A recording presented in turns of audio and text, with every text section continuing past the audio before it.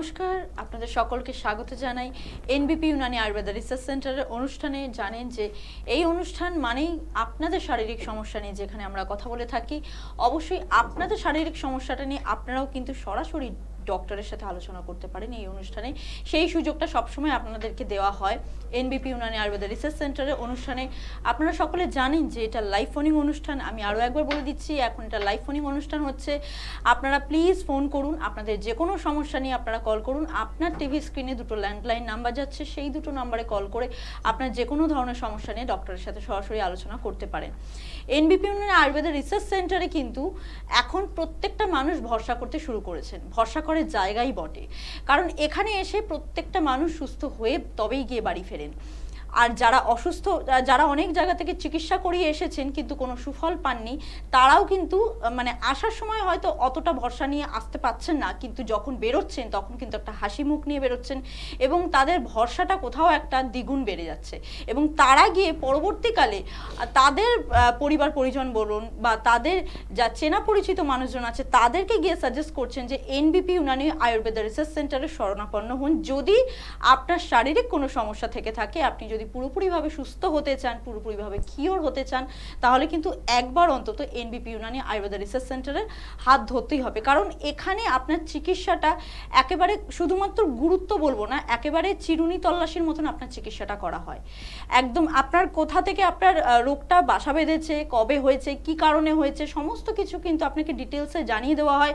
এবং যাতে আপনার বুঝতে সুবিধা হয়, আপনার মতন করে কিন্তু ডক্টররা আপনার সাথে আলোচনা করেন সেই রোগটা নিয়ে, সেই ট্রিটমেন্টটা নিয়ে, যেটার জন্য কিন্তু এনবিপি ইউনানি আয়ুর্বেদা রিসার্চ সেন্টার আজকে একদম শীর্ষে বিরাজ করছে।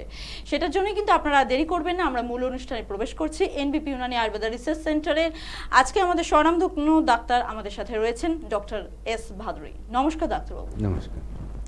আজকে আমরা একটু কথা বলবো আবারও সেই জয়েন্ট পেন নিয়ে কথা বলবো। শুধুমাত্র জয়েন্ট পেন না, আপনার যদি যে কোনো শরীরে যে কোনো জায়গায় যদি শারীরিকভাবে আপনি যদি কোনো পেন ফিল করেন, আপনার হাতে ব্যথা, পায়ে ব্যথা, কোমরে ব্যথা, যে কোনো, আর তার সাথে যদি জয়েন্ট পেন থাকে, তাহলে অবশ্যই কিন্তু আপনি কল করতে পারেন। এছাড়াও যে কোনো ধরনের সমস্যা নিয়ে আপনি আলোচনা রাখতে পারেন। আমাদের এই জয়েন্ট পেনটা মানে কোনো বয়স লাগে না, সেটা তো এখন অল্প বয়সে হচ্ছে, বেশি বয়সে তো হচ্ছেই। কিন্তু আমি একটুখানি ডাক্তারবাবুর কাছে আমি জানতে চাইবো যে ডাক্তারবাবু, আমাদের সবার আগে জয়েন্ট পেন যেটা সবার মুখে ম্যাক্সিমাম শোনা যায় সেটা হচ্ছে কোমরের জয়েন্টে পেন আর আমাদের হাঁটুর জয়েন্টে পেন। এই দুটো হচ্ছে সব থেকে বড় বেশি শোনা যায়। তো আপনি বলুন যে এই জয়েন্ট পেনটা শুরু হচ্ছে কি করে, মানে এইটা একটুখানি। হ্যাঁ, অ্যাকচুয়ালি আজকাল যেটা আমরা দেখতে পাই যে কোনো বয়স, মানে একেবারে ওল্ড এজ না, মাঝবয়সী, মোটামুটি 35 যাদের বয়স তাদের ক্ষেত্রেও দেখা যায় কোমরে ব্যথা, লো ব্যাক পেন যেটা বলা হয়, অথবা দেখা যাচ্ছে যে হাঁটুতে ব্যথা, নি জয়েন্ট পেন। এগুলো খুব কমন আজকাল। তার বিশেষ কারণ হলো যে আমাদের আগে যেমনি লাইফস্টাইল ছিল তার থেকে কিন্তু এখন লাইফস্টাইল বদলে গেছে। সেখানে খাওয়া দাওয়ার ধরন বদলে গেছে। খাওয়া দাওয়া কিন্তু একটা মূলত বিশাল বড় একটা রোল প্লে করে আমাদের সুস্থ, যে কোনোভাবে সুস্থ থাকার জন্য। এবং আমাদের এই ব্যথার ব্যাপারটা সেটা কি হয় আমরা দেখতে পাই যে আমাদের হাড়ের মধ্যে কি হচ্ছে, একটা সবচেয়ে বেশি যেটা দেখি আমরা হাঁটুর জন্য, যেটা অস্টিওআর্থ্রাইটিসের সমস্যা, সেইটা কি আমাদের যে হাঁটুর যে জয়েন্ট, সেখানে হাড়ের কি হয়, প্রথমত কি হয়, দুটো হাড়ের মাঝখানে একটা গ্যাপ থাকে। গ্যাপটা কেন থাকে? যাতে দুটো হাড় ক্ষয়ে না যায়। এবং প্রত্যেকটা হাড়ের মাথার মধ্যে সেই মানে শেষ মাথায় যে একটা কভারিং থাকে, সেই কভারিংটা একটা ঢাল হিসাবে কাজ করে, যাতে হাড়ের ওপরে কোনোভাবে চাপ না আসে, যেটাকে আমরা বলি কার্টিলেজ। এবার সব হাড়েই কিন্তু সেটা থাকবে, হাড়ের জয়েন্টেই সেইগুলো পাওয়া যায়। এবং তার সাথে সাথে হাড়ের যাতে মুভমেন্টটা ঠিক মতো হয়, জয়েন্টের মুভমেন্টটা যাতে ঠিক মতো হয়, প্রত্যেকটা জয়েন্টেই কিন্তু একটা সাইনোভিয়াল ফ্লুইড থাকে হাঁটুর বড় জয়েন্টগুলোতে। তার মধ্যে একটা লুব্রিকেন্ট, একটা তৈলাক্ত ভাব জিনিস কিন্তু দেখা যেতে পারে। আবার দেখা যায় অনেক সময় আমাদের কোমরের যে হাড় বা মেরুদণ্ডের হাড়, তার মাঝখানে কি রয়েছে, একটা কুশন মতো, ডিস্ক বলা হয়। ডিস্ক কি হয়, দুটো হাড়ের মাঝখানে একটা প্যাডের মতো থাকে, যেটার কাজ কি হচ্ছে, দুটো হাড়ের মধ্যে যাতে ঘষা না খায়, এরকম কিন্তু আমরা জানি। এইবার আমাদের খাদ্য খাওয়ারের ধরন এবং আমাদের শরীরের গঠন, আমাদের ফিজিক্যাল অ্যাক্টিভিটিস, এই সব মিলিয়ে দেখা যাচ্ছে আজকাল কিন্তু সমস্যা দেখা যাচ্ছে। কেমন? আমরা জানি সবচেয়ে বেশি কি, আমরা হাড়ের মধ্যে জানি যে ক্যালসিয়াম দিয়ে তৈরি হয় হাড়। তার মানে ক্যালসিয়ামটা খুবই প্রয়োজন আমাদের হাড়ের জন্য। কিন্তু আমরা যে খাদ্য খাবারগুলো খাচ্ছি দেখা যাচ্ছে হয়তো সেখানে ক্যালসিয়ামের ঘাটতি রয়ে গেছে। আমরা যে খাদ্য খাবারগুলো খাচ্ছি সেখানে বিভিন্ন মিনারেলসের, আরও কিছু মিনারেলসের অভাব রয়েছে, যেটা ধরুন আমাদের হাড়ের জন্য মানে অপুষ্টির কারণ হয়ে দাঁড়াচ্ছে। প্রথম গেল। এবার কেন ক্যালসিয়ামটা আমাদের শরীর খেলেও অনেক সময় নিতে চাইছে না বা অভাব দেখা যাচ্ছে, কারণ হচ্ছে যে ক্যালসিয়ামটা শরীরে ধরে রাখার জন্য ভিটামিন D3 দরকার হয়, এবং সবচেয়ে সহজ উপায় হচ্ছে সেটা হচ্ছে সূর্যের আলো।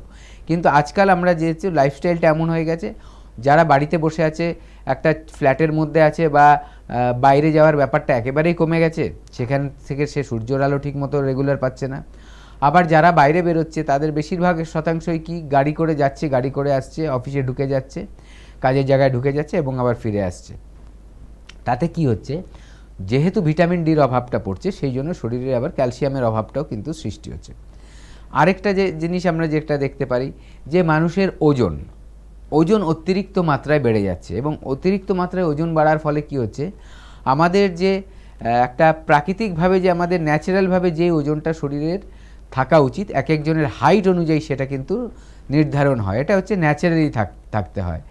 এবার যাদের ওজন বেড়ে যাচ্ছে তখন কিন্তু এক্সট্রা একটা লোড, এক্সট্রা একটা প্রেশার, এক্সট্রা একটা ওজন কিন্তু কোমরের চাপ আসছে, হাঁটুর উপরে চাপ আসছে, পায়ের গোড়ালিতে চাপ আসছে। এই যে এক্সট্রা ওজনটা সেটা কিন্তু নিতে পারছে না শরীর, এবং শরীর নিতে পারছে না বলেই কিন্তু হাড়ের মধ্যে চাপ খাচ্ছে এবং সেখানে হাড়ের ক্ষয়ক্ষতি হচ্ছে। এইভাবেই কিন্তু আমাদের এই ব্যথার রোগগুলো কিন্তু সৃষ্টি হচ্ছে। আচ্ছা ডাক্তারবাবু, একটা কথা বলুন, যে এই যে শুধুমাত্র তো জয়েন্টে ব্যথা নয়, তো সেই কারণে আমি বলছি যে অনেক সময় দেখা যাচ্ছে যে ছোটবেলায় হয়তো সে পড়ে গেছিল, কিন্তু ভবিষ্যতে এসে মানে আজকে দাঁড়িয়ে এসে তার হয়তো সেই জায়গাটা, সেটা আমাদের ব্যাকও হতে পারে বা আমাদের পা হতে পারে। তো ওই যে পেনটা হচ্ছে, এই পেনটাকে আপনি কিভাবে বলবেন যে ওই পুরনো ব্যথাটা কেন উঠে আসছে এখন? দেখুন, প্রথম কথা হচ্ছে যে ছোটবেলায় হোক বা অনেক সময় বড়বেলায় অনেক আমাদের চোট লাগে, ঠিক আছে, তখন হয়তো ওটা ছেড়ে গেল, কিন্তু পরবর্তীকালে আবার ওই জায়গাটা পেন হচ্ছে। হ্যাঁ, দেখুন, তখন হয়তো দেখা যায় ওষুধ খাওয়া হয়েছে বা কিছু প্রসেস করা হয়েছে, থেরাপি দেওয়া হয়েছে, ব্যথাটা হারিয়ে গেল। এবার হচ্ছে কি, বয়সের সাথে সাথে এই যে আমি বললাম লাইফস্টাইলটা, তখন কি হচ্ছে, হাড় দুর্বল হয়ে যাচ্ছে। অনেক সময় কি হয়, যারা অতিরিক্ত ওজন বেশি, মাংসপেশি তাদের শক্তি কম থাকে, তাদের ফ্যাটের ভলিউমটা যখন বেশি থাকে, মাসেলের ভলিউমটা তখন কম থাকে, সেখানে কি হচ্ছে, মাংসপেশিরও কিন্তু ক্ষমতা কমে যাচ্ছে সেই জয়েন্টটাকে ধরে রাখার জন্য, কারণ মাংসপেশি কিন্তু সেই জয়েন্টটাকে সাপোর্ট দেয়, ঠিক আছে। এবার যখনই এরকম বয়স বাড়ছে, সেই প্রবলেমটা কিন্তু তখন আবার নতুন করে ফিরে আসছে। এটা খুব ভালো বোঝা যায়, দেখা গেছে অনেক সময় যে ফ্রোজেন শোল্ডারের প্রবলেম। ফ্রোজেন শোল্ডারের কি হয়, এই শোল্ডার জয়েন্টে দেখা যায় যে হাতটা উঠছে না, উঠতে গেলে এরকম কাত হয়ে যাচ্ছে ঘাড়, অথবা ব্যথা হচ্ছে প্রচণ্ড মাত্রায়। এটা এবার পেশেন্টকে জিজ্ঞাসা করলে অনেক সময় ভুলেই যায় যে কোথায় লেগেছে, কিভাবে চোট খেয়েছে। প্রশ্ন করতে করতে অনেক সময় বেরিয়ে আসে যে হ্যাঁ, অনেক সময় অনেকের বাসের হ্যান্ডেল ধরেও হয়তো ছিল একটা ঝাঁকুনি লেগেছিল, খুব বড় করে ঝাঁকুনি লেগেছিল, যার ফলে কিন্তু সেই জায়গায় ব্যথা পেয়েছিল, খুব কষ্ট হয়েছিল। কিছুদিন পর ব্যথাটা ঠিক হয়ে গেছে। এটা হয়তো তার দেখা গেছে এখন থেকে 10 বছর আগের একটা এরকম সমস্যা, কিন্তু এই 10 বছর পর হঠাৎ তার এই ব্যথাটা কিন্তু আবার সৃষ্টি হচ্ছে। ওই জায়গায় দেখা যাচ্ছে একটা স্টিফনেস আছে, মাসেল জয়েন্টে মাসেলের ওপর একটা স্টিফনেস চলে আসছে, মাসেলগুলো যেন জট বেঁধে যাচ্ছে, এবং মাসেলের জট বেঁধে যাচ্ছে বলে ওই জায়গার মুভমেন্টটা ঠিক মতো হচ্ছে না, তার জন্য হাতটা সোজা করে উঠছে না, জোর করে ওঠাতে গেলে ব্যথা হয়, চিরুনি আঁচড়াতে গেলে ব্যথা হয়, অনেক সময় জামা কাপড় পরতে গেলে ব্যথা হয়, টয়লেটের গেলে অনেক সময় ব্যথা হয় যখন আমরা ওয়াশ করি। তো এই প্রবলেমগুলো কিন্তু চলে আসে। ভারী কিছু যদি আমি মানে ওঠাতে যাই, সেটা তো আমার লাগে। হ্যাঁ, অবশ্যই ভারী তো তুলতে গেলে লাগবে। হ্যাঁ, কারণ সেখানে কিন্তু মুভমেন্টটা জয়েন্টের ঠিক হচ্ছে না, এবং দেখা যায় অনেকের এটা বাড়তে বাড়তে এমন জায়গায় গিয়ে দাঁড়িয়েছে যে জয়েন্টেও ক্ষয় হয়ে গেছে। শোল্ডার জয়েন্টে অনেক সময় ক্ষয় হওয়ার কিন্তু রেকর্ড আছে, এই কিন্তু হয়ে যায়। তো এগুলোর কিন্তু অনেকটা বিশেষ কারণ হচ্ছে আমাদের লাইফস্টাইল, সঠিকভাবে নিজেদেরকে মেনটেন না করা, সঠিক সময় ডাক্তারবাবুদের কাছে গিয়ে ডাক্তারি চিকিৎসা না করা, তখন কিন্তু এগুলো ফিউচারেও কিন্তু প্রবলেম দেখা দেয়। একদম। আজকে কিন্তু আমাদের প্রথম কলার বন্ধু চলে এসেছেন, দেখে নেব কে আছে আমাদের সাথে। নমস্কার, কে বলছেন? হ্যালো। হ্যাঁ বলুন, কোথা থেকে বলছেন? আমি বাড়িডিগড়ি থেকে বলছিলাম। আচ্ছা বেশ, আপনার সমস্যাটা শুনবো। সমস্যা বলতে দীর্ঘক্ষণ। একটু জোরে কথা বলুন, শোনা যাচ্ছে না। হ্যালো, হ্যাঁ বলুন। দীর্ঘক্ষণ আমার চেয়ারে বসে জোরে বলুন, একটু জোরে বলুন। একটু জোরে বলতে হবে সমস্যাটা। হ্যালো, হ্যাঁ এবার বলুন। বলছি আমার ব্যাক পেনের সমস্যা আছে। ব্যাক পেনের সমস্যা আছে? এখন আমি চেয়ারের মধ্যে বসে থাকি তো। আপনার কাজকর্ম হচ্ছে চেয়ারে বসে, তাই তো? হ্যাঁ হ্যাঁ। আচ্ছা, আপনার এজ কত? এজ 23। 26? 23। 23। আপনার ওজনটা কি বেশি? ওজন হচ্ছে আমার 55। 55? না, আপনার চেহারা দেখে আপনি কি ফিল করেন যে ওজনটা বেশি মনে হচ্ছে কি না বেশি না ঠিক আছে? না, ওজন ঠিক আছে, একটু বেলি ফ্যাট। বেলি ফ্যাট, তার মানে ফ্যাট রয়েছে, এক্সট্রা ফ্যাট ডিপোজিশন আছে, আর কোমরে ব্যথা হচ্ছে। তো আপনি শুনতে থাকুন, আমি বলছি। দেখুন, আমাদের যে মেরুদণ্ডের হাড়, তার একটা কিন্তু শেপ আছে। শেপটা কীরকম? একটা সাপের মতো কিন্তু শেপ আছে, ঠিক আছে? এবং কোমরের যে শেপটা, যখন কারো ওজন বেশি থাকে, এই যে বেলি ফ্যাটের কথা আপনি বলছেন, বা অনেকের প্রেগনেন্সির সময় দেখবেন, প্রেগনেন্সির সময়ও কিন্তু কোমরে ব্যথা হয়। কেন ব্যথা হয়? সে সময় একটা হরমোনাল চেঞ্জ আসে, তখন মাসেলগুলো রিল্যাক্স থাকতে থাকে, মানে মাসেলগুলোর যে টোন, মানে যেরকম থাকা উচিত, টোনটা কিন্তু তখন লুজ হয়, ঠিক আছে? ওটার অন্য কারণ আছে, যেহেতু প্রেগনেন্সি হয়েছে তার জন্য, ওটা না হলে প্রবলেম হবে। তো এই করতে গিয়ে যখন সেই মা ক্যারি করছে বাচ্চাকে, তো তার বাচ্চার যত ওজন বাড়বে তত কিন্তু তার কোমরে ব্যথা লাগবে, কারণ সেই সময়ে যে আমাদের যে হাড়ের যে শেপটা, সেটা চেঞ্জ হয়ে আরও ভেতর দিকে হাড়টা ঢুকতে থাকে। সেম জিনিস কিন্তু হয় যাদের টামি আছে, টামির প্রবলেম যাদের আছে, পেটটা ভার যাদের অতিরিক্ত মাত্রায়, সেই জায়গায় দেখা যাবে যে সেই যে আমাদের মেরুদণ্ডের হাড়ের কোমরের যে হাড়গুলো, তার যা শেপ আছে তার থেকে হাড়টা আরও বেশি ভেতর দিকে ঢুকে গেছে। এবার যখন ভেতর দিকে ঢুকে যায়, হয়তো সেখানে কোনো ক্ষয়ক্ষতি হয়নি, কিন্তু তার শেপটা চেঞ্জ হয়ে গেল। শেপটা চেঞ্জ হলেই সেক দিক দিয়ে যে রক্ত চলাচলের যে রাস্তা, মানে ব্লাড ভেসেল, এবং যে সেখানে যে নার্ভসগুলো গেছে তার উপরে চাপ পড়বে, এবং যখন চাপ পড়বে অটোমেটিক কিন্তু সেখানে ব্যথার সৃষ্টি হবে। আপনার কি করতে হবে? দুটো কাজ করতে হবে। একটা হচ্ছে আপনার আস্তে আস্তে ফিজিক্যাল অ্যাক্টিভিটিসের মধ্যে আসতে হবে। সারাদিন আপনি বসে আছেন, ঠিক আছে, কিন্তু বাড়িতে আপনার একটু এক্সারসাইজের মধ্যে থাকতে হবে, প্রথম কথা। দ্বিতীয় কথাটা হচ্ছে আপনার টামির ওজনটা কমাতে হবে সায়েন্টিফিক্যালি বলতে কি, যার একটা বৈজ্ঞানিক ভিত্তি আছে সেইভাবে, মানে আপনি না খেয়ে উপোস করে ওজন কমিয়ে ফেললেন, বা সারাদিন খেলেন না, একবেলা খেলেন, ভাত খাওয়া পুরোই বন্ধ করে দিলেন, ওরকমটা নয়। আপনার কি করতে হবে? আপনার ডাক্তারবাবুদের কাছে আসতে হবে। বাল্টিগুড়ি একদম আপনার বাড়ির কাছে আমাদের ক্লিনিক রয়েছে। বুধবারে আপনি ওখানে ডাক্তারবাবুদের পেয়ে যাবে, হেল্পলাইন নাম্বারে কল করে নিন, এখনই একটা বুকিং নিন। খুব ভিড় হয় ওখানে, পেশেন্টের খুব মানে ভলিউম থাকে ওখানে, রাশ হয়, তাই আপনি যদি আগে বুকিংটা করিয়ে নেন, আপনার বেশিক্ষণ বসতে হবে না। সেইভাবে আপনাকে বলে দেবে কখন যেতে হবে, কি করতে হবে, সব বলে দেবে। হেল্পলাইন নাম্বারে কল করুন এবং এই প্রবলেমটাকে তাড়াতাড়ি ঠিক করে নিন।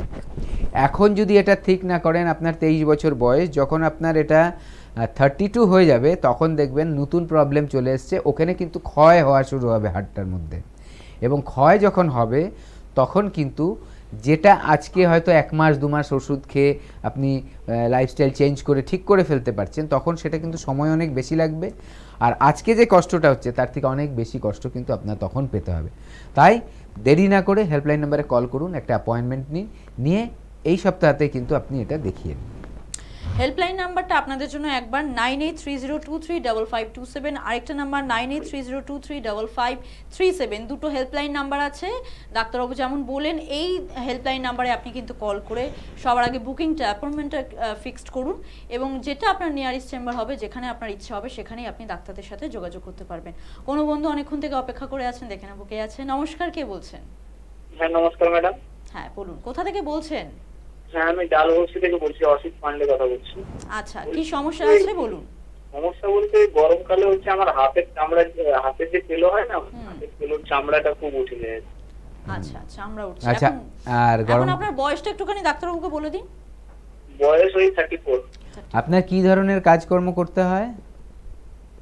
আমার একটু ভারী কাজ করতে হয়, আর একটু ধুলোবালি ঘাঁটতে হয়। আচ্ছা, ধুলোবালি ঘাটতে হয় বেশি, তাই তো? মানে ধরুন সিমেন্টের কাজ কি করতে হয়? না, সিমেন্টের কাজ করতে হয়।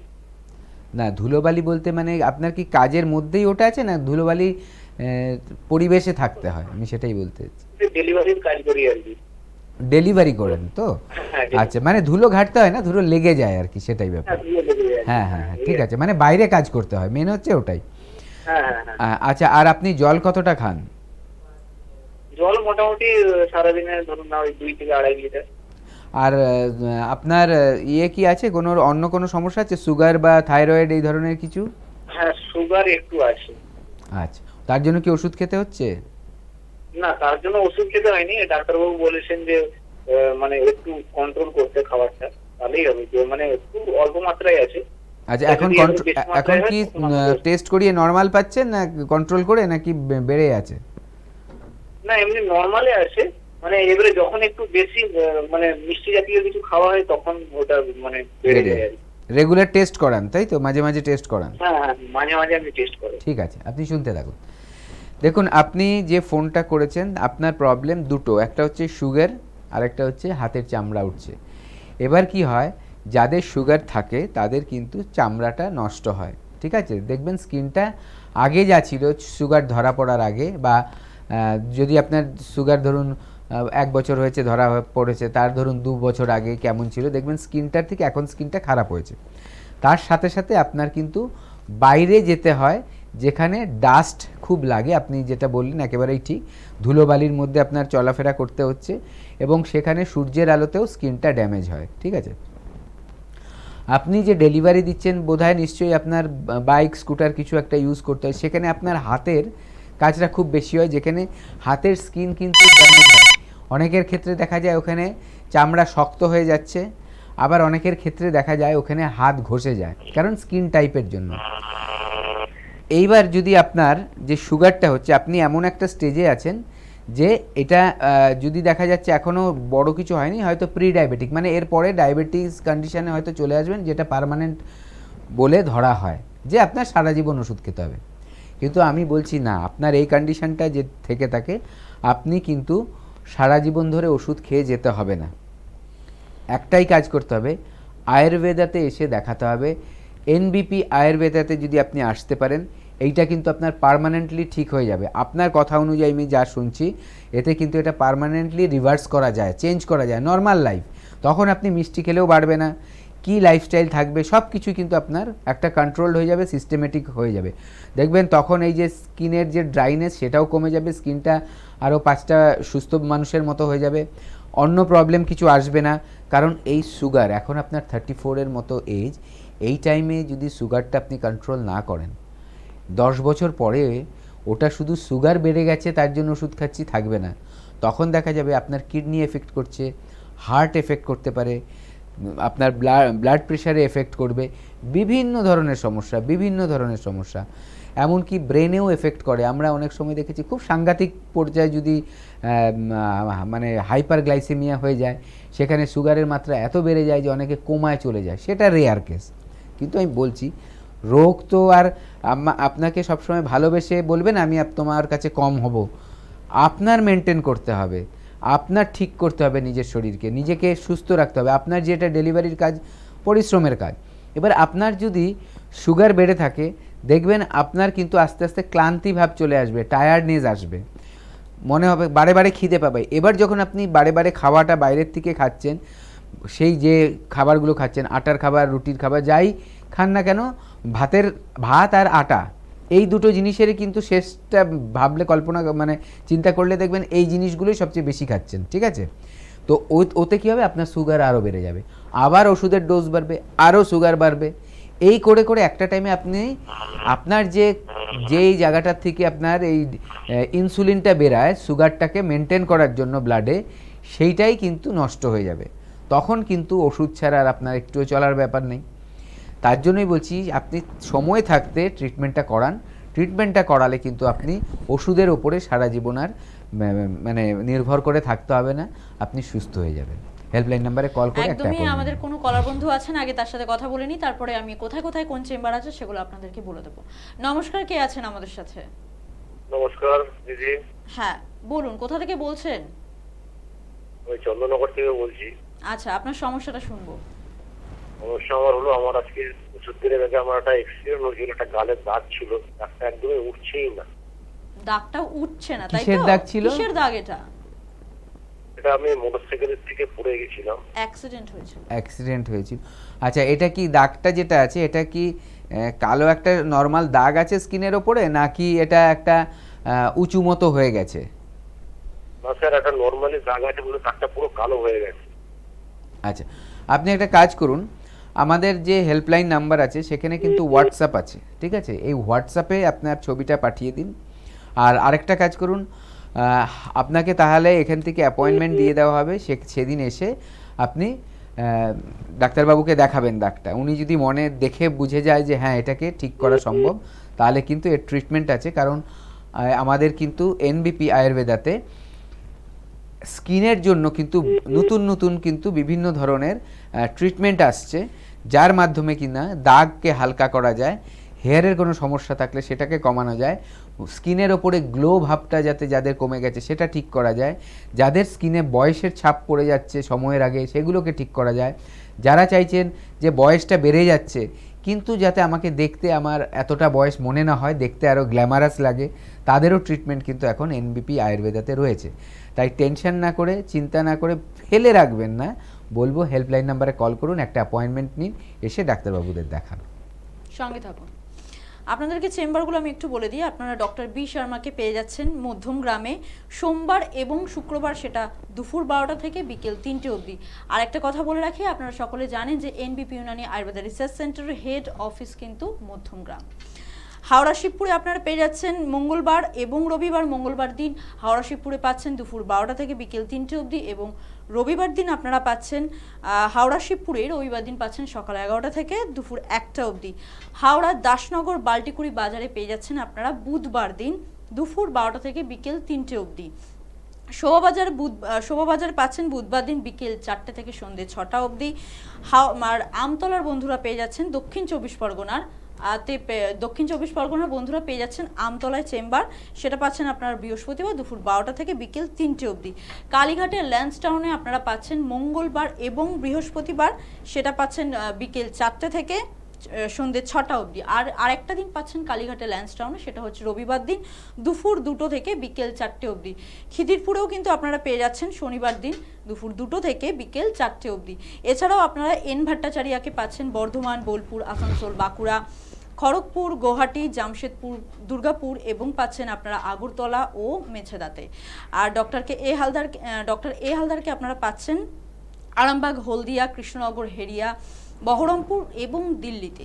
আর ডক্টর এস ঘোষালকে আপনারা পাচ্ছেন শিলিগুড়ি, মালদহ, রায়গঞ্জ, শিলচর এবং কুচবিহারে। এতগুলো জেলায় চেম্বার আছে। সারা ওয়েস্ট বেঙ্গল জুড়ে কিন্তু এখন এনবিপি ইউনানি আয়ুর্বেদা রিসার্চ সেন্টার ছেয়ে রয়েছে আপনাদেরই সেবায়। সর্বক্ষণ আপনাদের সেবায় রয়েছে এনবিপি ইউনানি আয়ুর্বেদা রিসার্চ সেন্টার। আপনারা শুধুমাত্র হেল্পলাইন নাম্বারটাতে কল করবেন, আপনাদের সমস্যাগুলো নিয়ে হেল্পলাইন নাম্বারে একবার বলবেন, কল করবেন, কবে কোন ডক্টরকে কোথায় পেয়ে যাবেন, এখানে সমস্ত কিন্তু গাইডলাইন আপনাকে দেওয়া হবে হেল্পলাইন নাম্বারে। তার জন্য হেল্পলাইন নাম্বার কল করা ভেরি ভেরি মাস্ট। এবং আমাদের পরবর্তী বন্ধু অপেক্ষা করছেন, দেখে নিই একটু কে আছে। নমস্কার, কে বলছেন? নমস্কার। হ্যাঁ বলুন, কোথা থেকে বলছেন? আমি হাওড়া জেলার মুন্সিরহাট থেকে বীরেন চ্যাটার্জি। আচ্ছা বেশ, আপনার সমস্যাটা শুনবো। সমস্যা হচ্ছে আমার দীর্ঘদিন ধরে ব্রণর সমস্যা। ব্রণর সমস্যা? আচ্ছা হ্যাঁ, এবার সেই সমস্যাটা ক্রমাগত বাড়তেই চলেছে। আচ্ছা, আমি মেডিসিনের নামকরণ করছি না, মেডিসিন খেয়েওছি বা মুখে কিছু লাগানোও হয়েছে, কিন্তু কোনোভাবেই কোনো রকম ভালো কিছু ফল পাইনি। বেশ, আপনার বয়সটা কি? অনেক সময় হয়েছে যে ব্রণ কমে গেছে, কিন্তু পরবর্তীকালে আবার সেটা বেড়েও গেছে। আচ্ছা, আপনার এখন এজ কত সেটা একটু বলুন। আরেকবার বলুন। আপনার বয়সটা কত একটু শুনুন। 28 প্লাস। 28 প্লাস। আচ্ছা, আপনার কি মুখ খুব তৈলাক্ত, স্কিনটা? হালকা, খুব না হলেও হালকা। খুব না? এবং আমি কিন্তু যে জায়গায় কাজ করি সে জায়গায় কিন্তু এসি চলে, মানে গরমের মধ্যে থাকতে হয় এমনটা নয়। আর এটা কি কোনো খাওয়া দাওয়ার জন্য হতে পারে? খাওয়া দাওয়ার কোনো রকম নিয়ম কানুন কিছু? হ্যাঁ, আমি আপনাকে বলছি। আচ্ছা, আপনার খাদ্য খাবারের ধরনটাই কি? ফাস্ট ফুড, জাঙ্ক ফুড বা রিচ, মানে বেশি অয়েলি, স্পাইসি? গ্রাম বাংলা যেরকম খাওয়া দাওয়া করে সেরকমটাই, একদম মানে ডালে ভাতে বাঙালি। সাদামাটা খাওয়া দাওয়াই আছে। আর আপনার স্টুল ক্লিয়ার হয়? আরেকবার বলুন। গ্যাস অ্যাসিডিটির কোনো সমস্যা আছে? স্টুল ক্লিয়ার হয়? হ্যাঁ হ্যাঁ ক্লিয়ার হয়, কোনো রকম সমস্যা নেই। আচ্ছা ঠিক আছে। আর আপনি আরেকটা হ্যাঁ। বিষয় আপনাকে জানতে চাইবো, এটা কি মুখে কোনো র্যাশের কারণে হতে পারে? আচ্ছা আপনার মাথায় কি খুশকি রয়েছে? হালকা খুশকি হয়, কিন্তু সেটা শীতকালে হয়, গ্রীষ্মকালে বা অন্যান্য সময় দেখা যায় না। কিন্তু আপনার এই অ্যাকনেটা সারা বছর ধরেই থাকে? হ্যাঁ, এবং মুখে ব্রণ হওয়ার জন্য অসম্ভব একটা কালো কালো দাগ হয়ে যাচ্ছে, যেটা দেখতেও খুব বাজে লাগছে, হ্যাঁ, নষ্ট হয়ে যাচ্ছে। আমি আপনাকে বলছি বয়সটা 32 প্লাস, এই বয়সে দাঁড়িয়ে মুখের ফেস নষ্ট হয়ে গেলে খুব বাজে হ্যাঁ লাগে। হ্যাঁ হ্যাঁ একদমই তাই। আমি বুঝতে পারছি আপনার ব্যাপারটা, আপনি শুনুন আমি বলছি সব ব্যাপার।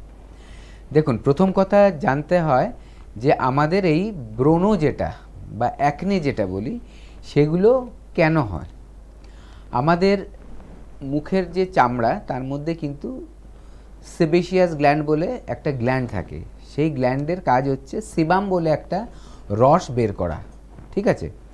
কারো কারো ক্ষেত্রে এই জেনারেলি বলবো যে যারা টিনেজার, ঠিক আছে, তাদের ক্ষেত্রে এইটা কারো কারো ক্ষেত্রে বেশি বেড়ে যায়। যাদের বেশি বেড়ে যায় তাদেরই এই অ্যাকনে হওয়ার চান্সেসটা বেশি থাকে। এবং অনেকের বেশি বয়সেও কিন্তু, যেমনি ধরুন আপনার 32 বছর বয়স, এই টাইমেও কিন্তু অনেকের দেখা যায় সিবামের সিক্রেশনটা বেশি হচ্ছে। এবার সিক্রেশন হলেই যে অ্যাকনি হয়ে যাবে তা নয়, মেন হচ্ছে যখন দেখা যায় যে সিবামগুলো বেরোতে চাইছে, স্কিন থেকে বাইরে চলে আসতে চাইছে, তাহলে ওটা টক্সিনটা বাইরে থেকে ভেতর থেকে বাইরে চলে যাবে। কিন্তু ওটা দেখা যাচ্ছে ব্লক হয়ে যাচ্ছে। ব্লক হয়ে যাচ্ছে কীরকম? ওই যে আমাদের যে পোর্সগুলো, গর্তগুলো মুখের মধ্যে থাকে, ঠিক আছে, লোমকূপের পাশে, সেইগুলো ব্লক হয়ে গেছে, ক্লগ করে গেছে কিছু কারণে, হয়তো নোংরার জন্য বা কোনো কারণে, হয়তো আর ওটা আটকে রয়েছে, পরিষ্কার মুখ করা সবসময় করছে না কেউ। এবং তাতে কি হবে, ওই পোর্সগুলো আটকে থাকলে ওটা বেরাতে গিয়ে বেরোতে পারে না, এবং তখন ওটা একটা ওই দানার মতো বলুন বা একটা ফোড়ার মতো বলুন, ও আকার নিয়ে নেয়, যেটাকে আমরা অ্যাকনে বা ব্রণ এগুলো বলছি। এবার ওটায় ভেতরে একটা পাসের মতো জিনিস তৈরি হয়ে যায়। অনেকেই কী করে, ওটা টিপে দেয় যাতে ওটা বেরিয়ে গেলে ওইটা বসে যাবে, ফোলা জিনিসটা বসে গেল, কিন্তু বসে গেলেও সেখানে কিন্তু তখন দাগ পড়ে যায়। এটা কিন্তু একটা বড় ব্যাপার। তো এটা মাথায় রাখবেন। এটার ট্রিটমেন্ট আছে, কিভাবে ওই প্রবলেমটাকে সলভ করা যায়। অনেক সময় পেটের খাদ্য খাবারের থেকেও হয়, কিন্তু মেইন হচ্ছে এইটা। তো আপনি ডাক্তারবাবুদের দেখাতে আসুন আমাদের এখানে, তাহলে লাভ এটাই হবে, ওনারা ইনভেস্টিগেট করে বুঝে যাবে যে ওভার সিক্রেশন হচ্ছে না, আপনার মুখে ঠিক মতো মেনটেন হচ্ছে না কি। সব কিছুর পর যে ট্রিটমেন্টটা আছে সেই ট্রিটমেন্টটা করলে এটা আস্তে আস্তে পার্মানেন্টলি ঠিক হয়ে যাবে।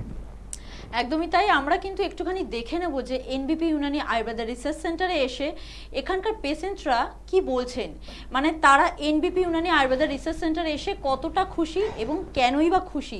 মানে এমনি তো কেউ কখনো খুশি হয় না, চিকিৎসা করে যখন মানুষের খুশি হয় তখন সেটা অনেক বড় ব্যাপার, তার কাছে তো অনেক বড় ব্যাপার। এবং সবথেকে বড় ব্যাপার হচ্ছে এনবিপি ইউনানি আয়ুর্বেদা রিসার্চ সেন্টারের ডক্টরদের কাছে, তাদের হচ্ছে এটা অনেক বড় অ্যাওয়ার্ড পাওয়া, তাদের হচ্ছে এটা অনেক বড় সম্মান, কারণ তারা একটা মানুষকে নতুন জীবন দান করছেন। এবং সেটারই যে মানে কি বিষয়টা, চলুন আমরা একটু ইতিবৃত্তান্ত সবটাই পেশেন্টের মুখ থেকে আমরা জেনে। আপনার নাম? আমার নাম সুতপা গাঙ্গুলি। বাড়ি? বাড়ি হচ্ছে ডানকুনি কালীপুর চেকপোস্ট। আপনার সমস্যা কি ছিল?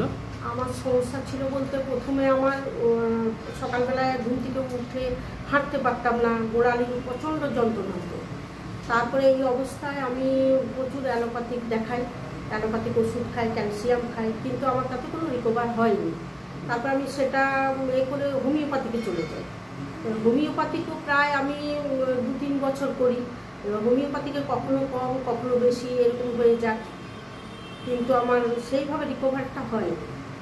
আমার তারপরে আস্তে আস্তে দেখি যে আমি একেবারে হাঁটতে পারছি না, আমার রাত্রিবেলায় আমি ঘুমোতে পারছি না, মানে আমার একটা হাড়টা, ওই গোড়ালির কাছে হাড়টা, পেছনের হাড়টা সেই সুপুরির মতো ফুলে গিয়েছিল, এবং এত যন্ত্রণা হতো রাত্রিবেলায়, মানে পুরো মাথায় গিয়ে সেই কিটকিট করতো, ভেতরে জ্বালা করতো। আচ্ছা, এটা কতদিন ধরে হচ্ছে? এটা আমার প্রায় ধরুন 15-20 বছর হবে এই গোড়ালির প্রবলেমটা। তা এখন লাস্ট ওই অবস্থা হয়, ওরকম কিটকিট করছে, জ্বালা করছে, হ্যাঁ, রাত্রিবেলায় ঘুমোতে পারছি না। তারপর আমি একদিন টিভির প্রোগ্রাম দেখি, প্রোগ্রাম দেখে আমি বিপিতে আমি যোগাযোগ করি। তা ওখানে যোগাযোগ করে এই বি শর্মাকে আমি দেখাই। আচ্ছা, এখানে কতদিন ট্রিটমেন্ট করছেন? এখানে আমি 3 মাস করছি।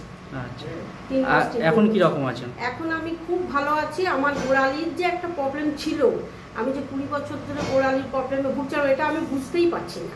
মানে আমি এখন খুব ভালো আছি। তা এইটাই আর কি। আমার আর যাবতীয় যা প্রবলেম, একটু কোমরের ছিল পেন, তা সেটাও আমার এখন নেই। আমি এখন খুব ভালো আছি, হাঁটা চলাও ভালো করছি। মানে আমার যে ওই রোগটা ছিল, এটা আমি বুঝতেই পারছি না। তা ওষুধ চলছে, আমি এখন অবধি ওনার ট্রিটমেন্টে আছি। হ্যাঁ, ওনার ওষুধ খাচ্ছি, ওই আর কি।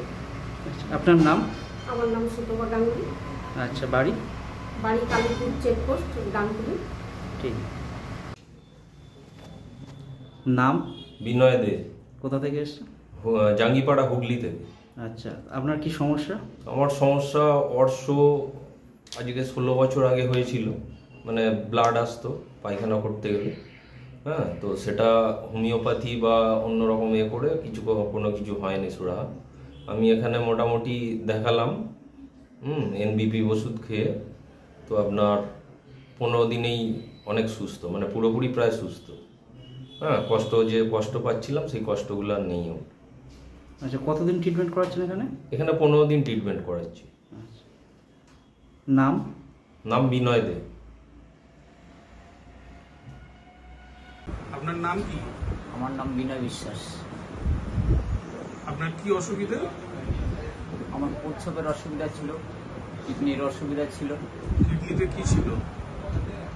কিডনিতে রিপোর্টে একটা সিস স্টোন টাইপের। হ্যাঁ, একটা স্টোন ছিল, তাই তো? তো আপনি কোথায় ট্রিটমেন্ট করাচ্ছিলেন? ডাক্তার বি শর্মার কাছে। ডক্টর বি শর্মার কাছে। আচ্ছা, এনবিপি ইউনানিয়ান আয়ুর্বেদা রিসার্চ সেন্টার, তাই তো? ইউনিয়নের আয়ুর্বেদিক রিসার্চ সেন্টার। তো এখন আপনি কেমন আছেন? এখন রিপোর্টে আমি এইগুলো ভালো বুঝতে পারছি। একবার রিপোর্টটা কি একবার দেখাতে পারবেন, যে হ্যাঁ। আপনার আগের রিপোর্টটা কি ছিল?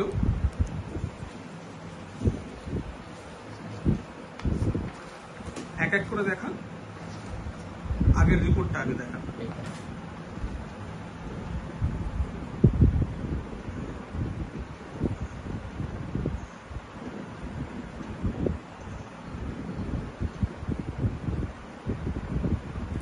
আর এখন যে রিপোর্টটা করেছেন, লাস্ট যে রিপোর্টটা করলেন, সেটা একবার দেখান। এই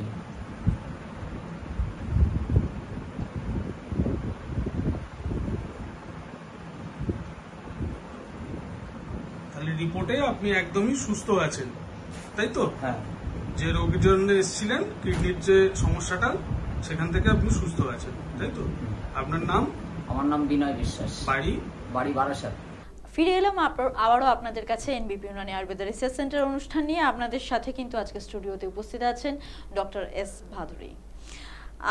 আলোচনা করছিলাম, তো আবারও একটুখানি আলোচনা করব। যেহেতু আজকে ব্যথা বেদনা নিয়ে কথা হচ্ছে, জয়েন্ট পেইন নিয়ে কথা হচ্ছে, তাহলে সেখানে স্পন্ডালাইটিস নিয়ে কথা হবে না, এটা তো হতেই পারে না। অ্যানকালাইজিং স্পন্ডালাইটিস এটা কি? এটা আমরা অনেকবার জেনেছি, কিন্তু আমাদের যারা নতুন দর্শক আছেন বা স্পন্ডালাইটিস নিয়ে যারা অতটা ভালো এখন অবধি জানেন না, তাদের জন্য আরেকবার ডক্টরের কাছে আমার এটাই প্রশ্ন যে আপনি একটু বলুন যে অ্যানকালাইজিং স্পন্ডালাইটিস এটা কি, বা এটা কীরকম ভাবে আমাদের শরীরে বাসা বাঁধতে পারে? দেখুন, অ্যানকালাইজিং স্পন্ডাইলোসিস হচ্ছে একটা টাইপ অফ স্পন্ডাইলোসিস। আমরা যেমনি সাধারণত শুনে থাকি যে সার্ভাইকাল স্পন্ডাইলোসিস মানে আমাদের ঘাড়ের জয়েন্টে হয়, আর একটা হচ্ছে লাম্বার স্পন্ডাইলোসিস, সেটা হচ্ছে আমাদের কোমরের জয়েন্টে হয়। আর অ্যানকালাইজিং স্পন্ডাইলোসিসটা কিন্তু ওরকম পার্টিকুলার একটা জয়েন্টে না, সারা শরীরের যতগুলো জয়েন্ট আছে কিন্তু তার মধ্যে এফেক্ট করে। অ্যাঙ্কেলে করে, হাঁটুতে করে, কোমরে করে, ঘাড়ে করে, হাতের এলবোতে করে, সব জয়েন্টগুলোতেই কিন্তু তার এফেক্ট আছে। এবং সেই এফেক্টটা কী হয়, সেখানে মানুষ যেটা সবচেয়ে ফিল করতে পারে প্রচণ্ড পরিমাণে পেইনটা এত বেশি হয় যে মানুষ সহ্য করতে পারে না, ঠিক আছে? যেটা আমরা বলতে পারি না গাঁটে গাঁটে ব্যথা বলে, সেটা একটা। কিন্তু এটা রিউমেটয়েড আর্থারাইটিস না। রিউমেটয়েড আর্থারাইটিসটা ব্লাডের সমস্যার থেকে হয়, কিন্তু এটা ডিরেক্ট জয়েন্ট পেইনের থেকেই হয়। এবং সেই পেশেন্ট কিন্তু কষ্টে সে মানে কান্নাকাটিও করে, অনেক সময় এরকম দেখা গেছে যখন সিভিয়ার বাড়ে। সেখানে কি হয়, এই যে জয়েন্টগুলো কিন্তু ক্ষয় হতে থাকে, বিভিন্ন ধারে জয়েন্টগুলো ক্ষয় হয় এবং ক্ষয় হওয়ার সাথে সাথে দেখা যায় তার যে হাঁটার ধরনটা সেটাও কিন্তু চেঞ্জ হয়ে গেছে। একটা টাইম এমন হয়ে যায় তা সে কিন্তু কুঁজো হয়ে নিচু হয়ে হাঁটু ভাঁজ করে করে হাঁটতে হয়, তার উপায় নেই। কিন্তু সেটা যে বেশি বয়সে হবে ওরকম না, এটা মাঝ বয়সে 30-35 তার থেকেও কম 22-23 বছরেরও কিন্তু অনেক ছেলে মেয়েদের ক্ষেত্রে এগুলো হয়ে যায়, দেখা গেছে। কিন্তু খুব মারাত্মক কষ্টদায়ক, এতটা কষ্টদায়ক সে কিন্তু সহ্য করতেই পারে না সেই মুহূর্তে যখন এই পেনগুলো বাড়াবাড়ি হয়ে যায়। কিন্তু এর ট্রিটমেন্ট আছে। অ্যানকিলোজিং স্পন্ডিলোসিসের থেকে কিন্তু আপনি নিজেকে সুস্থ করে তুলতে পারেন। কারণ এই ট্রিটমেন্টটা যখনই আমি বলবো যে কোনো ব্যথার সমস্যা যখনই কারো হচ্ছে ওটাকে ফেলে রাখবেন না। ব্যথা কিন্তু কোনো রোগ নয়, ব্যথা হচ্ছে একটা সিমটম, এবং এই সিমটমটা দিয়েই আপনার শরীর আপনাকে সচেতন করে যে আপনার কিন্তু একটা কোনো প্রবলেম আসছে শরীরের মধ্যে, সেটাকে কিন্তু ঠিক করানোর চেষ্টা করুন। এবার আমরা কি করি, গাফিলতি করি। খুব বেশি কষ্ট হলে একটা ব্যথার ওষুধ কিনে খেয়ে ফেলি, আর না হলে যেমন চলছে চলুক, পরেরটা পরে ভাববো। এই করতে গিয়ে কি হয়, দিনের পর দিন ওটা ভেতরে ব্যথাটা সৃষ্টি হতে হতে হতেও যে কারণে ব্যথাটা হচ্ছে সেই কারণটা বেড়ে যায় প্রচুর মাত্রায়, এবং কারণটা যখন বেড়ে যায় তখন শরীরের বিশাল বড় বড় ক্ষতি হয়ে যায়। আমাদের দেখা গেছে আমাদের যে লিগামেন্টগুলো আছে সেগুলো ইসেতে মানে লুজ হতে থাকে, ক্ষমতা কমতে থাকে, মাসেলের ক্ষমতা কমতে থাকে, কার্টিলেজ যেটা আছে হাড়ের ওপরে কভারিং দেয় সেটা ক্ষয় হতে থাকে, হাড়ের জয়েন্টগুলো ক্ষয় হতে থাকে। তারপরে আমাদের যেগুলো আছে টেন্ডনগুলো আছে, মাংসপেশির যে টেন্ডন সেগুলো নষ্ট হতে থাকে। এই সব কিছু মিলিয়ে কিন্তু দেখা যায় যে আমি তখন পুরো অথর্ব হয়ে যাচ্ছি। সেই সিচুয়েশন যাতে না আসতে হয়, নিজেকে যাতে বিছানায় শুয়ে না জীবন কাটাতে হয়, কর্মক্ষমতা না নষ্ট হয়ে যায়, এর জন্য কিন্তু কি করতে হবে, সময় থাকতে থাকতে তাড়াতাড়ি আপনারা এসে দেখান। এনবিপি আয়ুর্বেদাতে কিন্তু ক্রনিক যে কোনো ডিজিজের কিন্তু ট্রিটমেন্ট আছে, কি দুরারোগ্য রোগ যেগুলো চট করে সারছে না, অনেক জায়গায় দেখানো হয়েছে কোনো রেজাল্ট পায়নি, সেই রকম কিন্তু রুগীরা আমাদের এখানে এসে কিন্তু তারা সুস্থ হয়ে বাড়ি ফিরছে। তো আপনিও কিন্তু অবশ্যই একবার এখানে ভিজিট করুন। এখানে একবার এলেই আপনার ভরসা বাড়বে। কারণ দেখুন, মানুষ অনেক জায়গায় ঠকে যায় বলে বুঝতে পারে না কোনটা সঠিক জায়গা। আজকে এনবিপির চেম্বার দিনের পর দিন বেড়ে যাচ্ছে এই জন্য, কারণ আমাদের ডাক্তারবাবুদের চিকিৎসায় লোক সুস্থ হচ্ছে, এবং আমাদের এটা একটা বড় পাওনা, এবং তার জন্য আমরা সবসময় চেষ্টা করছি দূরের থেকে দূরের পেশেন্টরা যারা আমাদের হেল্পলাইন নাম্বারে কল করছে, যারা আসতে পারছে না ডিস্টেন্সের জন্য, আমাদের ডাক্তারবাবুরা সেখানে কষ্ট করে পৌঁছে যাচ্ছে যাতে তারা সঠিক ট্রিটমেন্টটা পায়, ঠিক ট্রিটমেন্টটা পায়। এবং তার জন্য এনবি কিন্তু সবসময় আপনাদের পাশে রয়েছে। তার জন্যই বলবো, যে সুযোগটা আপনারা পাচ্ছেন, ঠিক ট্রিটমেন্টটা করানোর জায়গাটা পেয়ে যাচ্ছেন, তাহলে এটা ফেলে রাখবেন না, তাড়াতাড়ি যোগাযোগ করে সেই ট্রিটমেন্টগুলো করে নিন। অ্যানকিলোজিং স্পন্ডিলোসিস বিশাল বড় একটা প্রবলেম, যাদের হচ্ছে তারাই শুধু জানে তার কষ্টটা কী। ওরকম কোনো সিচুয়েশান আসার আগে নিজের কিন্তু যে কোনো ব্যথার রোগ আপনারা সারিয়ে নেবার চেষ্টা করুন। এই মুহূর্তে কোনো বন্ধু আমাদের সাথে রয়েছেন, দেখে নেব কে আছে। নমস্কার, কে বলছেন? নমস্কার, আমি বসিরহাট থেকে বলছিলাম। আচ্ছা, আপনার সমস্যাটা একটু শুনবো। সমস্যা হচ্ছে আমার হজমের সমস্যা। হজমের সমস্যা, কি প্রবলেম হচ্ছে হজমে সেটা একটু বলুন। কিছু খেলেই মানে হজম হতে চায় না, পেটটা ফুলে থাকে। আচ্ছা, পটি ক্লিয়ার হয়? কি বলছেন? স্টুল ক্লিয়ার হয়, পায়খানাটা ক্লিয়ার হয়? হ্যাঁ হয়। আচ্ছা, আর যেটা হজম হতে চায় না কি হয়, গ্যাস হয়, অ্যাসিড হয়? হ্যাঁ হ্যাঁ। আপনি কি ধরনের খাদ্য খাবার খান? বাড়িতে যেমন রান্না হয় ওই রকমই। না, তবু যে তেল বেশি বা রিচ রান্না, ওগুলো তো হয়ে যায় মাঝে মধ্যে খাওয়া। আচ্ছা, বয়স কত আপনার? বয়স 29। শুনতে থাকুন। দেখুন, মানুষের খাদ্য খাওয়া হজম হওয়ার পেছনে 2-3টে কারণ থাকে। একটা হচ্ছে কি খাচ্ছে, সেই খাদ্যটার ধরন কি, মানে আমরা অজান্তে এমন এমন জিনিসের কম্বিনেশনে খাই, মানে খাদ্য খাওয়ার একটার সাথে আরেকটা মিলিয়ে খাই, যেটা হয়তো আমাদের ক্ষতিকারক, কিন্তু আমরা বুঝতে পারি না, আমরা খেয়ে ফেলি, জিভের স্বাদে খেয়ে নিই। ঠিক আছে, একটা উদাহরণ দিলেই বুঝবেন।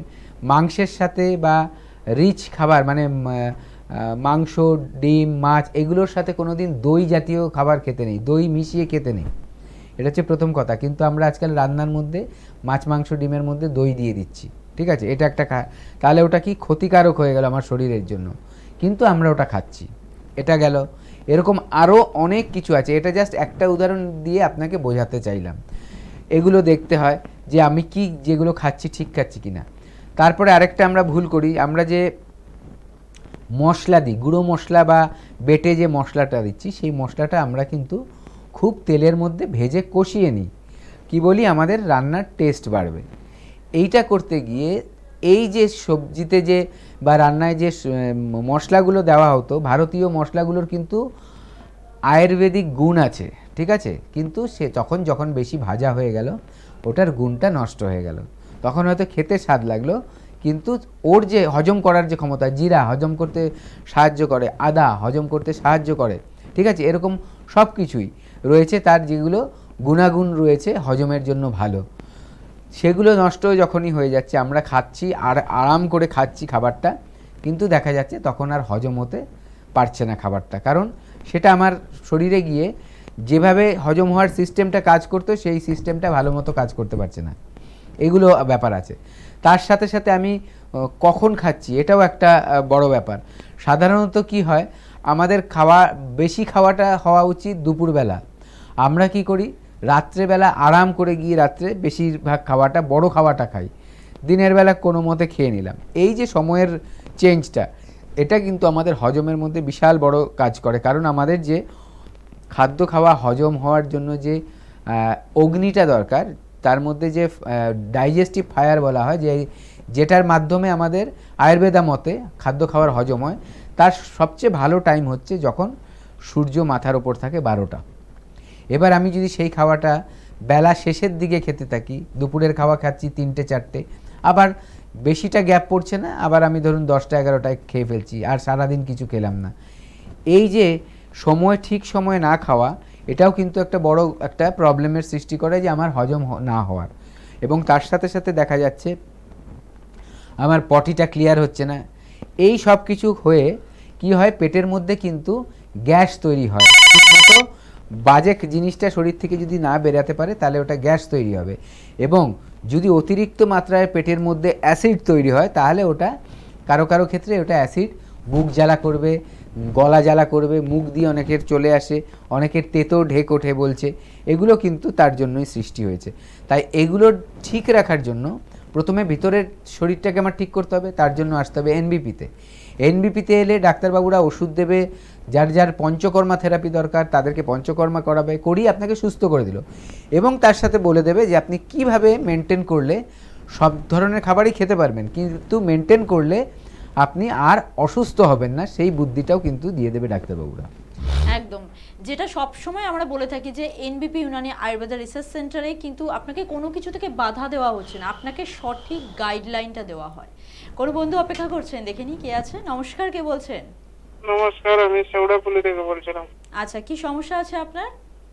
আমার প্রবলেম হচ্ছে মানে মুখে প্রচুর পরিমাণে ব্রণ হচ্ছে, আবার ওই ব্রণগুলো যখন ভালো হয়ে যাচ্ছে তখন একটা ওই কালো স্পট থেকে যাচ্ছে। আচ্ছা, এখন বয়সটা কত? 36 বছর। হ্যালো, 36 বছর। 36 বছর বয়স। আচ্ছা, মানে আজকে এই একনি নিয়ে কিন্তু প্রচুর ফোন আসছে, মানে সবার এই সমস্যাটা। হ্যাঁ, দেখুন আপনার কি পটিটা ক্লিয়ার হয়? হ্যাঁ, পটি ক্লিয়ার হয়। পটি ক্লিয়ার হচ্ছে, ঠিক আছে। আর এমনি খাওয়া দাওয়া ঠিকমতো হজম হচ্ছে, অ্যাসিড ট্যাসিড কিছু হচ্ছে না? হ্যাঁ, বলুন স্যার। খাওয়া দাওয়া ঠিকমতো হজম হচ্ছে? হ্যাঁ, খাওয়া দাওয়া না, একটু মানে গ্যাস প্রবলেম আমার মানে সমস্যা আছে। হ্যাঁ হ্যাঁ, আর আপনার আপনি যে খাদ্য খাবার খাচ্ছেন সেটা ঘরোয়া খাবারই বেশি খান, তাই তো? হ্যাঁ, ঘরোয়া খাবারই আমি খাই বেশি। মুখ কবার পরিষ্কার করেন? মুখ? হ্যাঁ, মুখ তো পরিষ্কার তো করি। না, আমায় বলুন সারাদিনে মুখ কবার পরিষ্কার, ঠিকটা বলবেন, তাহলে আমি ঠিক কথাটা আপনাকে বলতে পারবো। মুখ পরিষ্কার মানে আমি যখন ধরো একটু বাইরে বেরোলাম, হ্যাঁ, এবারে বাইরে থেকে ঘুরে তখন মুখটা ধুলাম, আর সকালে আপনি ধুই, তারপরে সন্ধ্যাবেলায়, রাতে ঘুমানোর আগে। আচ্ছা, ঠিক আছে, এটা গেল। আর মাথায় কি আপনার খুশকি রয়েছে? না, মাথায় খুশকি নেই আমার। আচ্ছা, শুনতে থাকুন। অনেকের ক্ষেত্রে দেখা যায় যে মাথার খুশকির ফলেও কিন্তু এই র্যাশ বা ব্রণ এই ধরনের জিনিস দেখা যায়। সেটা কপালেও হবে, বুকে পিঠেও হতে পারে। আচ্ছা, অনেকের ক্ষেত্রে ওনার যেটা হচ্ছে অ্যাকনেটা হচ্ছে, তার একটা কারণ আছে এবং সেটা আস্তে আস্তে শুকিয়ে যাচ্ছে। শুকিয়ে গিয়ে হয়তো একটা চামড়া উঠে গেল বা বসে পড়লো, চামড়াটা বসে গেল, চামড়া উঠলো না এবং ওই জায়গাটা একটা কালো স্পট পড়ে যাচ্ছে। ওনার এই ব্যাপারটাই হচ্ছে। এটা দেখুন কেন হচ্ছে, যে আপনার যে ভেতরের নোংরাটা সেটা বেরাতে পারছে না বলে ওখানে জমে যাচ্ছে, গিয়ে ওই দাগটার সৃষ্টি করছে। এর ট্রিটমেন্ট রয়েছে, এনবিপি আয়ুর্বেদাতে কিন্তু এর ট্রিটমেন্ট রয়েছে। কিছুদিন ট্রিটমেন্ট করলে এটা আস্তে আস্তে আপনি কিন্তু ঠিক করাতে পারবেন। আরেকটা হলো যে আপনার ভেতরে যে গণ্ডগোলগুলো হয়, যে ধরুন একটু গ্যাস হয় উল্টোপাল্টা খেয়ে ফেললে, লিভারটা ঠিক আছে কিনা, হজমটা ঠিক আছে কিনা, সব কিছুই কিন্তু রিলেটেড আমাদের শরীরের সাথে। এবং ভেতরের যেসব গণ্ডগোলগুলো সেটাই কিন্তু অনেক সময় আমাদের বাইরে প্রকাশ পায় আমাদের স্কিনের ওপর।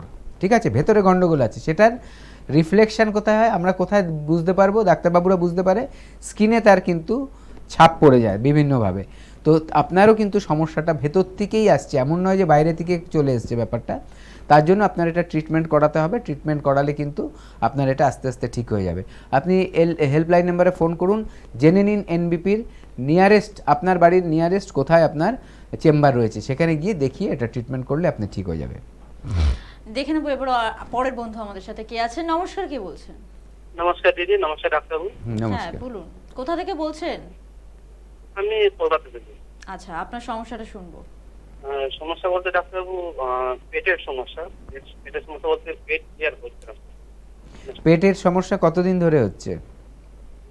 প্রায় 1 সপ্তাহ হয়ে গেল। শুধু 1 সপ্তাহ না, আগেও প্রবলেম ছিল?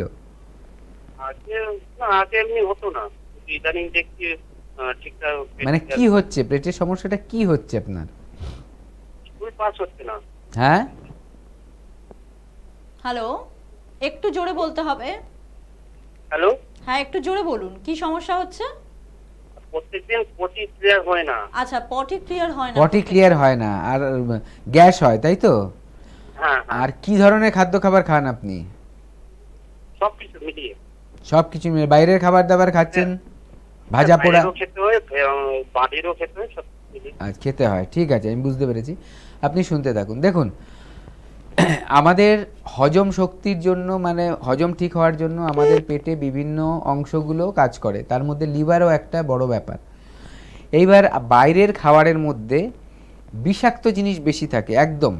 ঠিক আছে, যে তেলটায় ভাজা হয়, ভাজা কিছু খেলে সেই তেলটা কবে কড়াইতে দিয়েছে আর কবে শেষ হবে কেউ জানে না।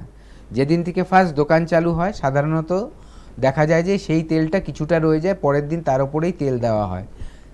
খুব কম জায়গায় পাবেন যেখানে ওই তেলটা ফেলে দেওয়া হয়। তাই আপনি যখন স্ট্রিট ফুড খাচ্ছেন, রাস্তায় কেনা খাবার খাচ্ছেন, সেগুলো সাধারণভাবে ওরকম মেনটেন করা হয় না। ঠিক আছে, গেল। কি কোয়ালিটির তেলটা দিচ্ছে সেটাও একটা ম্যাটার করছে, কারণ আপনি পুরো ভাজা জিনিস খাচ্ছেন, ড্রাই ফুড, ফ্রাইড ফুড। ঠিক আছে, তো এখান থেকে আমাদের কিন্তু লিভারের ওপরে অনেক সমস্যা আসে এবং আমরা জানতেও পারি না। অনেক সময় লিভারটা ফ্যাটি হয়ে যায়, ফ্যাটি লিভার। তারও কিন্তু গ্রেড আছে। আস্তে আস্তে এক স্টেজ থেকে আরেক স্টেজে লিভার, ফ্যাটি লিভারটা যায় এবং সেখানে বিভিন্ন ধরনের হজমের সমস্যা আসতে পারে। বিভিন্ন ধরনের ফ্যাটি লিভার থেকে বিভিন্ন ধরনের রোগের সৃষ্টি হতে পারে। যখনই লিভার এফেক্ট হয় আমাদের কিন্তু পটিতেও সমস্যা হয়। তো এটা মাথায় রাখবেন যে আমি আমার ভেতর থেকে জিনিসটাকে সারাতে হবে। তাহলে আপনার পেটের গণ্ডগোল হচ্ছে, আপনাকে একটা হজমের ওষুধ দিয়ে দিল শুধু, তাতে তো হবে না। সেটা কয়েকদিনের জন্য, আবার আপনি বাইরের খাবার খাবেন, আবার প্রবলেম হবে। কারেকশান করতে গেলে, পুরো এটা থেকে কিওর হতে গেলে আপনার কিন্তু প্রপার ট্রিটমেন্ট করতে হবে। আর প্রপার ট্রিটমেন্টটা কিন্তু ডাক্তারবাবুদের হাত ধরেই হয়। সেটা কিন্তু আপনি দোকান থেকে ওষুধ কিনে এনে, দোকানদারকে বলে একটা ওষুধ কিনে এনে খেলেন, সেটা তাৎক্ষণিক একটা আপনাকে রিলিফ দিতে পারে অল্প সময়ের জন্য, কিন্তু পার্মানেন্টলি আপনাকে সলিউশন দিতে পারবে না। তাই একটাই কথা বলবো, সুযোগ আছে। এনবিপি আয়ুর্বেদাতে কিন্তু আপনারা আসতে পারেন। এনবিপি Unani and Ayurveda research centre, এটা আমাদের সংস্থার নাম। বেশ অনেক বছর ধরে কিন্তু চিকিৎসার মধ্যে রয়েছেন ডাক্তারবাবুরা, নিজেদের এক্সপার্টিস দিয়ে কিন্তু অনেক ক্রিটিক্যাল রোগও কিন্তু সমাধান হয়ে গেছে, এখানে হচ্ছেও এখন নিয়মিত। দূর দূরান্তের থেকে কিন্তু ফোন আসছে আমাদের কাছে, আপনাদেরকে আমাদের বাড়ির কাছাকাছি কোথায় পাওয়া যাবে, কারণ আমাদের যাতায়াতের একটা অসুবিধে থাকে। তার জন্য এখানকার ডাক্তারবাবুরা নিজেরা কষ্ট করে সে জায়গায় পৌঁছে যাচ্ছেন, সেখানে পৌঁছে গিয়ে সেখানে ট্রিটমেন্ট দিচ্ছেন। এবং সবচেয়ে আমাদের বড় পাওনা এটাই যে সেখানের লোকেরা যখন হাসি মুখে বলছে ডাক্তারবাবু আমি সুস্থ হয়ে গেছি, তখনই কিন্তু আমাদের কাছে এটা বড় পাওনা, একটা আশীর্বাদ যে পেশেন্টরা সুস্থ হচ্ছে। তার জন্যই বলবো ফেলে রাখবেন না। আপনারও যে সমস্যা আছে সেই সমস্যা নিয়ে টিভিতে আপনি কথাটা শুনছেন, বুঝতে পারছেন কি করতে হবে, তাহলে সেই কাজটা আপনার করতে হবে। হেল্পলাইন নাম্বারে কল করুন। এনবিপি আয়ুর্বেদা সেন্টার আপনার নিয়ারেস্ট কোথায় আছে, আপনার কাছাকাছি সবচেয়ে কাছাকাছি কোথায় আছে, সেখানে গিয়ে ডাক্তারবাবুদের দেখান, আপনি সুস্থ হয়ে যাবেন।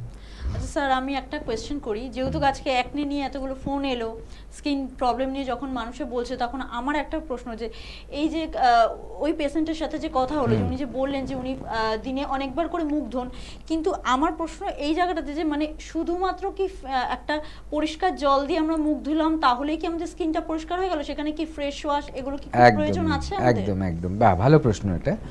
দেখুন, স্কিন মেনটেন করার একটা ব্যাপার থাকে। আমরা কি করি, গায়ে সাবান মাখছি গা পরিষ্কার রাখার জন্য, যাতে শরীরের মধ্যে কোনো জার্ম না থাকে। দেখবেন একটা জিনিস বললেই বুঝবেন, যে অনেক দিন সাবান দিয়ে স্নান করবে না, বা ধরুন যে একটা জামাই রেগুলার পরছে, ঘাম হচ্ছে রেগুলার পরছে, সেখান থেকে একটা বাজে গন্ধ বেরোয়, সেটা হয়তো তার শরীরে গন্ধটা থাকে না, কিন্তু ঘামটা ওই জামার ওপরে জমতে জমতে ওখানে একটা ইনফেকশন তৈরি হয়।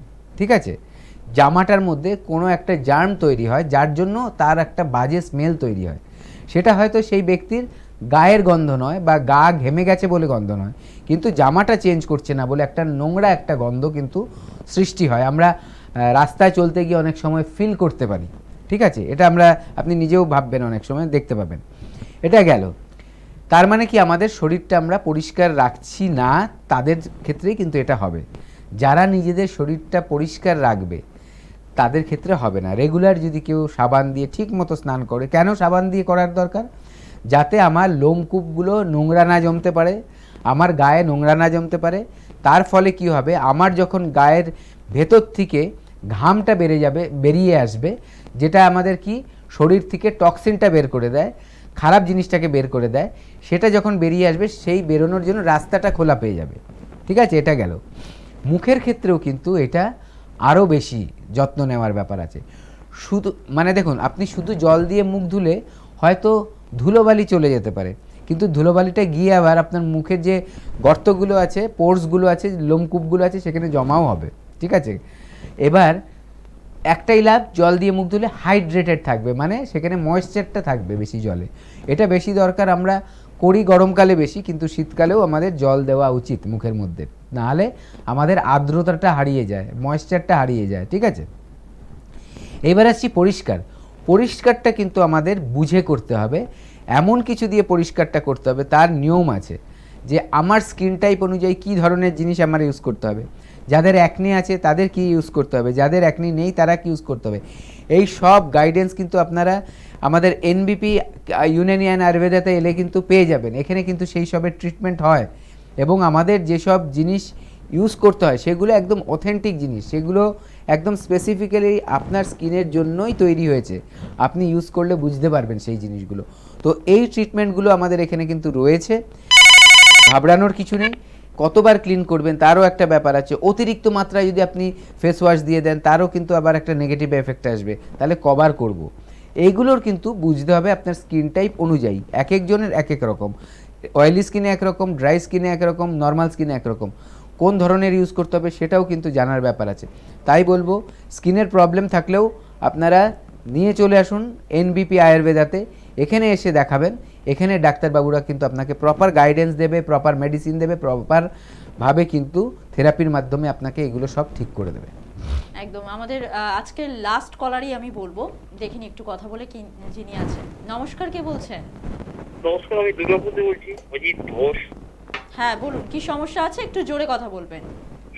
হ্যাঁ বলছি ডাক্তারবাবু, আমার সমস্যা হচ্ছে স্নান করতে গেলে গা পা মুছে নিলাম তো, হ্যাঁ, গা মোছার পরে গা চুলকায়। আচ্ছা, চুলকালে কোনো দাগড়া ফাগড়া কিছু হয় না, কোনো ময়লা লাগলে গাও চুলকায়। ময়লা লাগলেও গা চুলকয়, তাই তো? হ্যাঁ, কোনো জায়গায় গেলাম হয়তো জামা কাপড় ছাড়লাম একটু ঘাম হয়েছে, হ্যাঁ হ্যাঁ, এক্ষেত্রে দেখি চুলকায়। মানে মেন হচ্ছে কোনো রকম ময়লা লাগলে, ঘাম হলে বা স্নান করার পর এগুলোতে আপনার চুলকয়, তাই তো? হ্যাঁ। আচ্ছা, আর আপনার কোনো ঠান্ডা লাগার ধাত রয়েছে কি? না না, ওর ঠান্ডা লাগার কোনো ধার নেই। ধাত নেই। শীতকালেও কি চুলকয় এটা? এটা একটা 12 মাস হচ্ছে, আজকের দীর্ঘ 10 থেকে 15 বছর এটা হয়। এবারে একটা আপনাকে সত্যি কথা বলি, আমি টুকটাক ওই হয়তো একটা সেজিন ফেন খেলে মাসে 2-4টে খেলে আর কিছু হয় না, কোনো ডাক্তার দেখাইনি। এটা আপনাদের আয়ুর্বেদিক দেখাতে চাই আমি, এটা কিভাবে জয়। কোথা থেকে বলছেন আপনি? হ্যাঁ, কোথা থেকে বলছেন? দুর্গাপুর।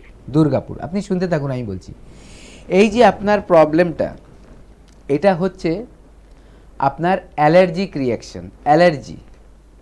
আপনার শরীরে অ্যালার্জির মাত্রাটা বেশি রয়েছে, এর জন্যই আপনি অ্যান্টি অ্যালার্জিক কোনো যেই ওষুধ খাচ্ছেন তখন কিছুদিন ভালো থাকছেন, আবার যেই ওষুধের মানে মানে এফেক্টটা চলে যাচ্ছে, আপনার প্রবলেমটা আবার আসছে, আবার আপনি আবার অ্যান্টি অ্যালার্জিক খাচ্ছেন, ঠিক আছে? যেটা আপনি করছেন যে মাসের মধ্যে 3-4 দিন খাচ্ছেন, এইটা কিন্তু আপনার এইভাবে করেই 10-15 বছর চলছে, আপনি কিন্তু সুস্থ হননি। এবং আপনি আজকে টিভিতে প্রোগ্রামটা দেখে আপনি একটা চিন্তায় পড়ে যাচ্ছেন যে আমি এইভাবে কতদিন চলবো, তার জন্যই আপনি কিন্তু কলটা করে জানতে চাইছেন কিভাবে দেখাবো। আপনার এই ট্রিটমেন্ট, এই রোগটার কিন্তু ট্রিটমেন্ট আছে। এই যে অ্যালার্জির প্রকোপটা আপনার কিন্তু নর্মাল হয়ে যাবে, তখন আপনার ওষুধ খেয়েও অ্যালার্জিটা কমাতে হবে না, এবং যেই যে কারণে মানে সিমটমগুলো আপনার যখন যখন হচ্ছে এগুলোও কিন্তু আস্তে আস্তে কমে যাবে। আপনার দুর্গাপুরে প্রত্যেক মাসে যাওয়া হচ্ছে। হেল্পলাইন নাম্বারে কল করুন। দেখুন, আমি সবসময় বলি যে এখনই কল করুন, তার একটা বিশেষ কারণ আছে। একটা টাইমের পর পেশেন্ট যখন একটা লিমিট ক্রস করে যায়, নতুন পেশেন্টের নাম লেখাটা, তখন আবার কিন্তু নেক্সট মাসের জন্য আপনাদের ওয়েট করে থাকতে হয়। এবার আপনি যদি শুরুতেই লিখিয়ে নেন তাহলে এটাই লাভ হবে আপনার, তাহলে দেরি করতে হবে না। কারণ যত দেরি করবেন তত কিন্তু সমস্যাটা বাড়বে। যত ছোটই সমস্যা হোক, যদি তার কেয়ার না করা হয়, তাকে যদি নিয়ে গাফিলতি করা হয়, একদিন সেই ছোট সমস্যাটাই কিন্তু বিশাল বড় একটা রোগের সৃষ্টি হয়। তার জন্যই বলবো আপনি হেল্পলাইন নাম্বারে এখন কল করুন, জেনে নিন কবে আসছে, একটা নাম বুক করে নিন, অ্যাপয়েন্টমেন্ট নিয়ে নিন, দেখবেন ওখানে গিয়ে ট্রিটমেন্ট করলে এটা কিন্তু ঠিক হয়ে যাবে। আর তার সাথে আপনি তো অন্য কোনো ট্রিটমেন্ট করেননি, শুধু নিজে ওষুধ খেয়েছেন। যদি ডাক্তারবাবুরা মনে করে কোনো টেস্ট দেবে তো ওনারা বলে দেবে, সেই টেস্টটা করে এনে ওদের আবার দেখিয়ে দেবেন। ডিব্রুগড়ে ওপেনিং চেম্বার আছে, জুলাইয়ের 28 তারিখে ডিব্রুগড়ে ওপেনিং চেম্বার।